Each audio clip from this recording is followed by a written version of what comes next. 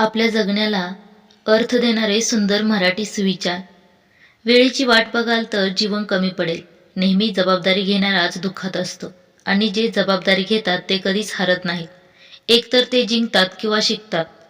तुमच्या आजूबाजूला जी गर्दी आहे त्यांना काही ना काही स्वार्थ आहे. तुमच्यापासून ज्या दिवशी हा त्यांचा स्वार्थ पूर्ण होईल तुम्ही एकटे पडणार. जगातील सर्वात महागडी गोष्ट म्हणजे विश्वास, जो कमवायला युगे लागतात पण गमवायला काही क्षण लागतात. जर तुम्हाला कोणाचा आदर करायचा असेल तर तुम्ही जिवंत असताना करा. मेल्यावर अनोळखी लोकही रडतील.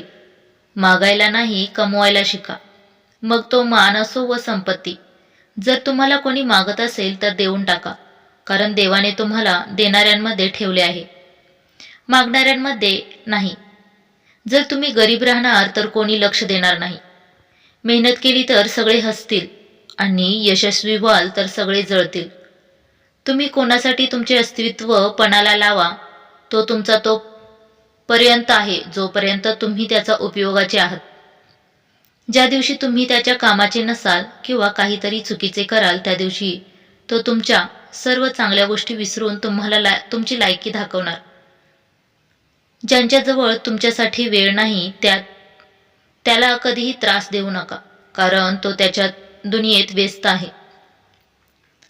आणि जिथे त्याला तुमची गरज नाही, विश्वास नाही का माझ्यावर असं बोलून कितीतरी लोक विश्वासघात करून जातात.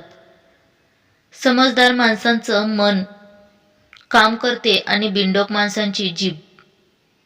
काही गोष्टी अहंकारासाठी नाही तर स्वाभिमानासाठी जोडाव्या लागतात. सेवा सगळ्यांची करा पण आशा कोणाशीही ठेवू नका, कारण सेवेचं फळ फक्त ईश्वरच देतो. मातीचा ओलावा जसं झाडाची मुळे पकडून ठेवतो, अगदी त्याचप्रमाणे शब्दांचा गोडवा मनुष्याच्या नात्याला पकडून ठेवतो. नशिबाकडून जितक्या जास्त अपेक्षा कराल तितके तुम्ही निराश व्हाल. कर्मावर विश्वास ठेवा, तुमच्या अपेक्षेपेक्षा नेहमी जास्तच मिळेल. फक्त विचारांचा फरक असतो, नाहीतर समस्या तुम्हाला कुमकुवत बनवायला येत नाहीत, तर तुम्हाला बलवान बनवण्यासाठी येतात. रडवतात तर खूप लोक, पण जे तुमच्यासाठी स्वतः रडत असेल तर त्याला कधी स्वतःपासून दूर जाऊ देऊ नका. ज्या व्यक्तीला सर्वांचे सुख हवे असते, जो प्रत्येक वेळी सगळ्यांसाठी चांगला विचार करतो आणि सगळ्यांची पर्वा करतो, माहीत नाही का तर तोच व्यक्ती नेहमी एकटा राहतो. जग गरजेच्या नियमावर चालते. हिवाळ्यात ज्या सूर्याची वाट पाहिली जाते त्या सूर्याच्या उन्हाळ्यात तिरस्कार केला जातो.